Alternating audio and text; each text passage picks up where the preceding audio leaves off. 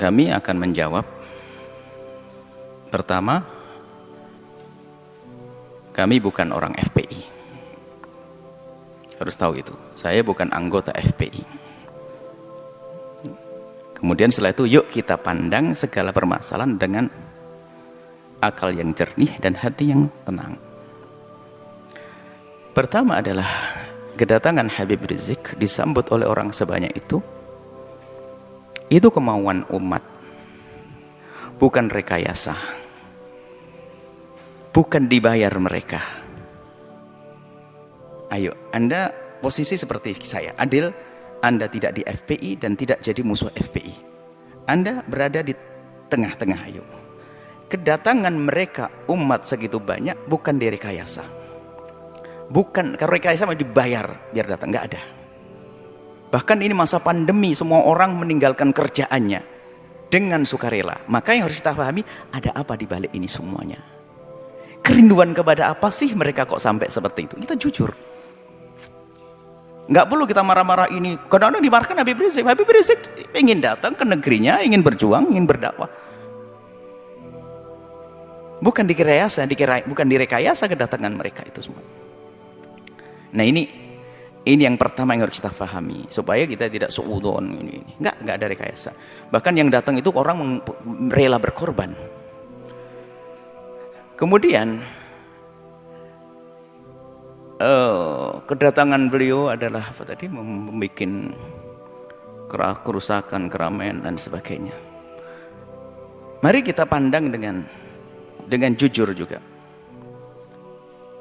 Kalau Habib Rizik mengadakan kumpulan, demo dan sebagainya misalnya, jujur Anda, apa sih yang diminta Habib Rizik? Habib Rizik tidak minta pulau untuk pesta apa, tidak juga minta apa jabatan jabi apa, tapi yang diminta apa? Coba kita cari. Anda jujur sebagai bangsa Indonesia yang adil, yang jujur, apa yang diminta? Jejer permintaannya apa sih? Dulu permintaannya adalah bagaimana ada orang yang mengucapkan kalimat yang merendahkan umat Islam dengan merendahkan Al-Quran, ayo diadili. Apakah permintaan semacam ini salah? Coba dilihat dulu apa sih permintaan Habib Rizik. Ini harus jujur Anda melihat Habib Rizik kalau kumpul-kumpul minta apa. Yang diminta apakah Habib Rizik ingin pemerintah memfasilitasi, Habib Rizik ingin membangun tempat minuman keras paling besar sejagat raya? Enggak juga. Kalau Habib Rizik minta begitu, kita berontak semuanya. Yang diminta apa? Coba kita jujur. Yang diminta baik atau jelek? Kalau yang diminta baik, kenapa kita bingung yang diminta baik kok? Keadilan misalnya. Harus ada misalnya menghentikan kemungkaran. Selagi yang diminta baik, isunya yang diminta baik ini, maka jangan gampang menilai orang dengan buru-buru. Sekarang jujur, minta apa? Anda bisa melihat di media. Atau Anda datang kepada Habib Rizik, minta apa? Kan begitu, yang diminta apa? Yang diminta adalah yuk kita menegakkan. Habib Rizik misalnya, FPI di beberapa tempat minta agar kemungkaran di sini dihentikan. Loh, kemungkaran dihentikan apakah permintaan yang salah? Karena kemungkaran itu akan merusak orang lain. Coba yang diminta apa? Ini jujur dulu. Kalau yang diminta adalah menghentikan sesuatu yang membahayakan umat membahayakan itu bukan saya membahayakan di dunia, kita punya iman di akhirat. Yang membahayakan di dunia nggak boleh. Misalnya Habib Rizik memasang ranjo-ranjo, kita hentikan, membahayakan di dunia. Memberhentikan membahayakan di dunia pun harus membahayakan urusan dunia, kita wajib menghentikan. Apalagi jika yang diminta adalah menghentikan segala sesuatu yang bakal merusak akhiratnya umat misalnya. Dan itu memang yang diserukan adalah selama ini yang kami ketahui adalah mengajak itu. Bagaimana agar kemungkaran tidak terus merebak, kemudian juga bagaimana keadilan bisa ditegakkan. Di saat menuntut keadilan bukan berarti orang-orang yang lagi berkuasa 100% tidak adil. Ada beberapa tempat yang kurang serasi atau perlu disesuaikan agar terjadi keadilan. Jadi minta keadilan itu wajar, sah. Keadilan berlaku untuk siapa? Untuk semua umat, untuk bangsa ini. Bukan keadilan untuk Habib Rizik dan FPI-nya, bukan, keadilan untuk semuanya. Coba yang diminta apa? Lah ini maksud kami adalah jangan buru-buru menilai. Yang diminta apa? Bukan minta bantuan untuk membangun pesantrennya di mana, bukan untuk kepentingan ormasnya, bukan. Akan tapi selama ini disuarakan adalah seputar itu. Bagaimana menghentikan kemungkaran, bagaimana menghadirkan keadilan, kemudian bagaimana membatasi sepak terjang orang yang tidak banyak manfaatnya untuk negeri ini misalnya, dengan suara-suara seperti itu. Bagaimana menghentikan kebobrokan moral. Ini kan permintaan yang baik semuanya. Kalau seandainya yang menyuarakan selain Habib Rizik, bagaimana? Kalau Anda mau, kenapa di saat disuarakan Habib Rizik tidak mau? Jujur ini. Ini harus perlu kejujuran ini. Kita menilai dari luar seperti ini. Selagi keinginannya baik, maka adalah permintaan itu yang harus kita jadikan sandaran kita untuk menilai. Kemudian selanjutnya kepada Bapak Presiden atau siapapun yang akan menjadi presiden, ini adalah risalah cinta kami kepada Pak Presiden. Ya, kalau mendengar alhamdulillah, kalau tidak mendengar Allah perdengarkan ke hati, biarpun telinganya tidak mendengar. Atau calon presiden, ketahuilah bahwa jabatan kepresidenan itu sangat terbatas. Apa artinya satu kali naik, dua kali naik, ujung-ujungnya adalah kesengsaraan yang panjang di akhirat nanti.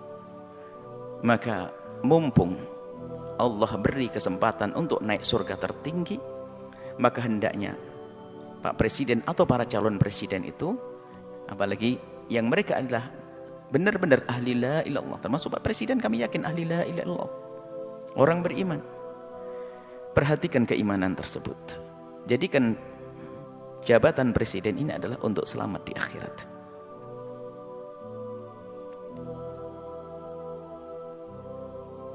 Maka selama ini panjatan doa, semoga orang-orang seperti Habib Rizik dijaga dan bisa istiqomah. Dan doa kita kepada Pak Presiden, semoga juga Allah memberikan bimbingan agar bisa menjadi baik semuanya.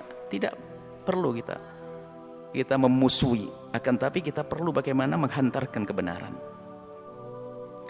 Kita tidak punya permusuhan dengan Bapak Presiden, akan tapi kami punya cinta karena kami tahu beliaunya adalah ahli la ilaha illallah. Kami ingin bahasanya kelak juga selamat di akhirat. Maka mohon, atau calon-calon presiden yang akan datang, ingat, jadi presiden adalah berbatas waktunya, tapi akhirat adalah selamanya dan tidak berbatas.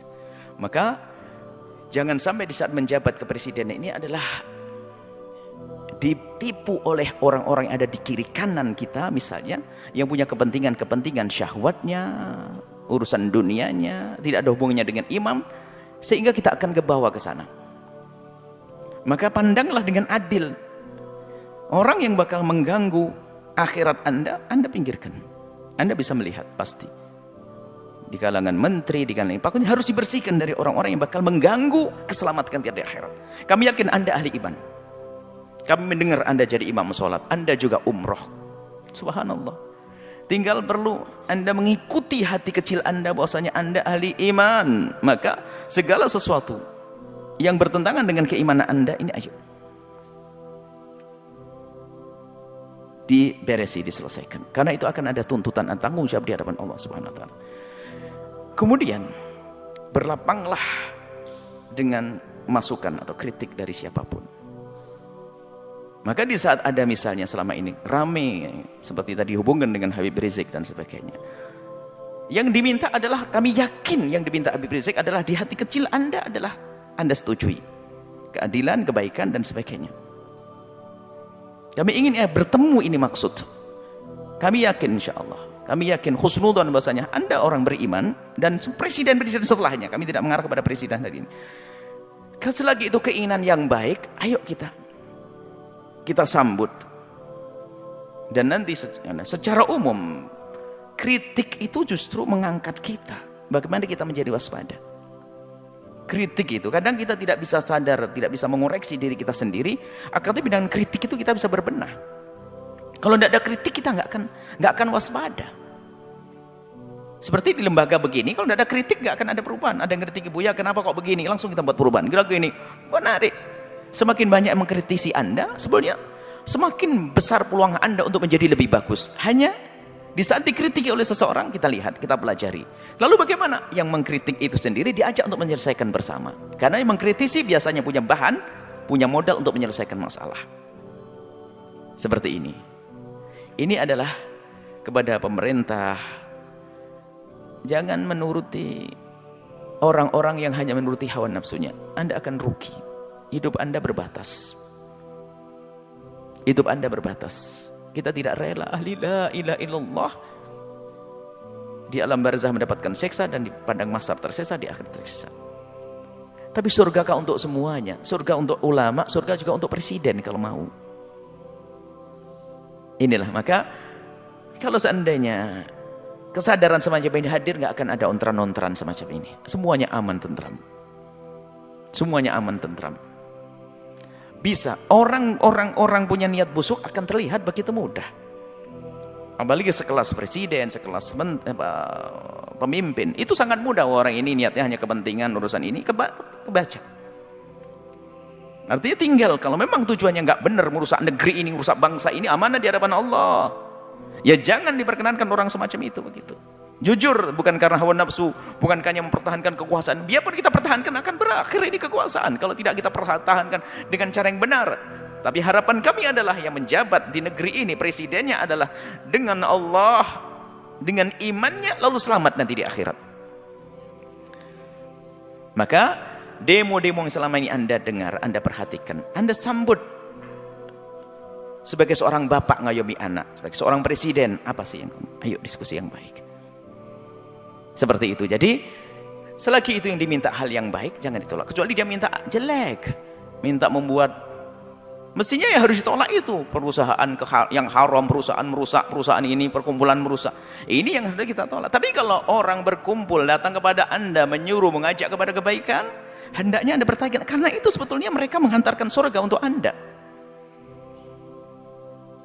Seperti itu. Jadi ini kepada Bapak Presiden hari ini atau presiden yang akan datang. Semoga ini menjadi kaidah. Siapa menjadi presiden, hendaknya seperti itu. Allah keindahnya di dunia jadi presiden, ternyata jabatan presiden ini hanya untuk melangkah ke surga. Sebab surganya presiden lebih mudah, gede banget. Karena apa? Dia punya kekuatan.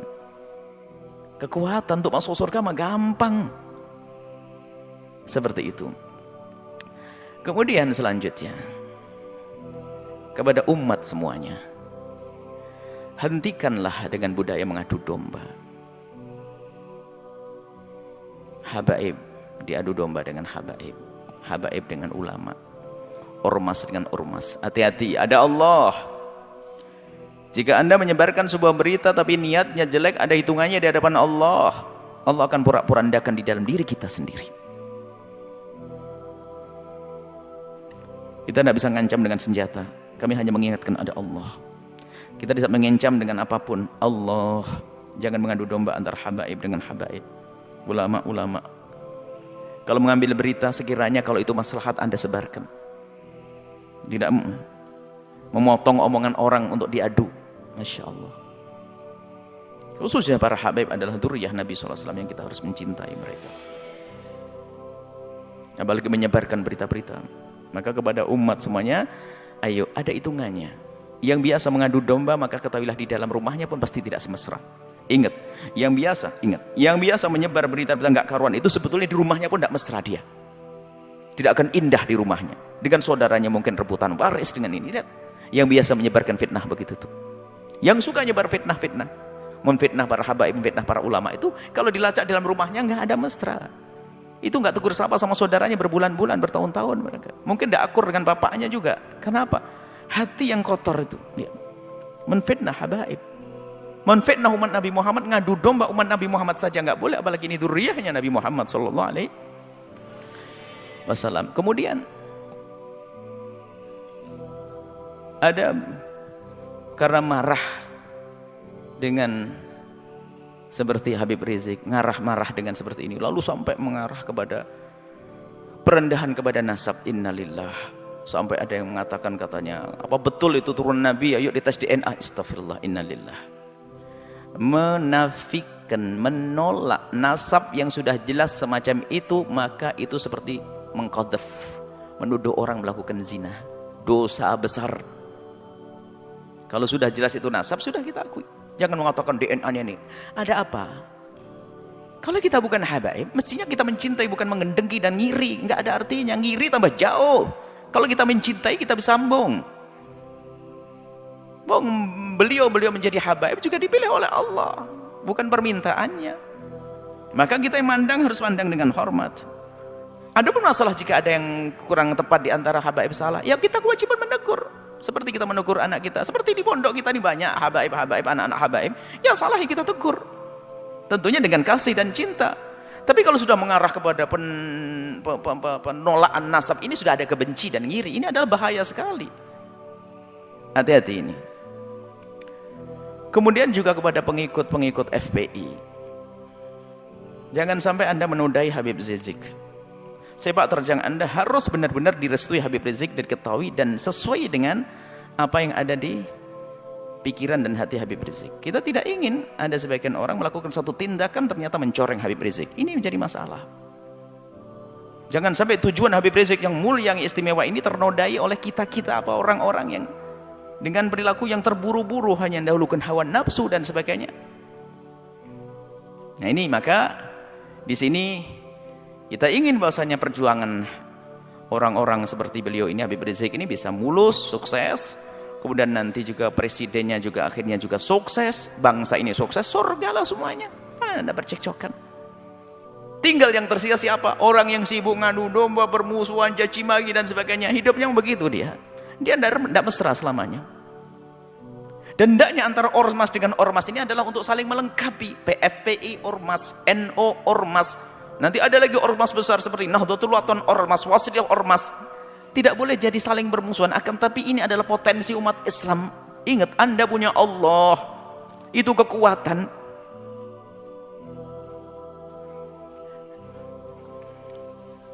Semoga Allah menjadikan kita juru damai di negeri ini.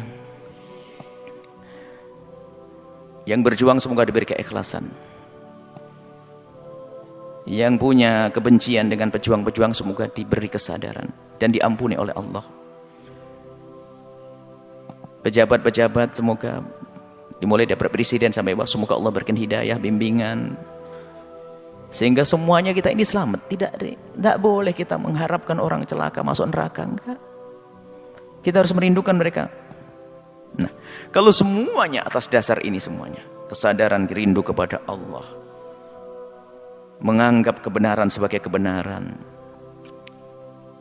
maka semuanya akan beres. Yang menjadi masalah adalah kita dikuasai hawa nafsu. Kita tahu itu kebenaran hanya karena bertentangan dengan kepentingan pribadi saya, maka saya tolak. Enggak. Muncul kebencian-kebencian dengan para ulama, kebencian kepada para habaib, na'udzubillah. Adapun orang yang membenci Islam itu memang selalu ingin merusak Islam, itu urusan mereka dengan Allah, ada hukumannya nanti di akhirat. Jadi maksud kami mulai dari berbicara tentang Habib Rizik sampai terakhir pengikut Habib Rizik, dan juga di dalamnya ada presiden, di dalamnya ada orang yang mempertanyakan nasab. Ayo, yang salah dalam rentetan cerita ini, ayo kita sadar diri. Kita ingin tentram damai. Tentram damai, jangan ada permusuhan, ya. Kita dengar kalau itu kebenaran sebagai kebenaran. Jangan sampai kita ini adalah mendahulukan hawa nafsu kita. Ingat nasihat mulia dari guru mulia, kalau ingin berbicara, kalau ingin melangkah, kalau ingin berfatwa, kalau ingin mengeluarkan sebuah statement atau apapun, ukhruj min hadzi nafsik, keluarkan dari kepentingan hawa nafsumu. Hawa nafsu jabatan, hawa nafsu tahta, hawa nafsu, hawa nafsu. Kalau kita bebaskan itu, maka kita bisa ngomong jujur dan adil nanti insyaallah. Dan tentunya setelah itu minta bimbingan kepada Allah Subhanahu wa taala dan kepada semuanya. Kami mulai dari Habibana Rizik sampai kepada pengikut-pengikut beliau, Pak Presiden dan sebagainya. Kami mohon maaf sebanyak-banyaknya jika kami ngomong di apa yang kami sampaikan ada menyinggung perasaan nyakit hati. Katailah bahwasanya nuhibbukum jami'an, kami mencintai semuanya. Harapan kami adalah setiap kami bertemu dengan semuanya ini adalah semuanya saling senyum, saling pandang dengan penuh kasih sebagai muqaddimah pandangan kelak di surga bersama Nabi Muhammad SAW. Tegakkan kebenaran, keadilan, hentikan kemungkaran. Yuk kita menuju Allah Subhanahu wa taala. Wallahu a'lam bishawab.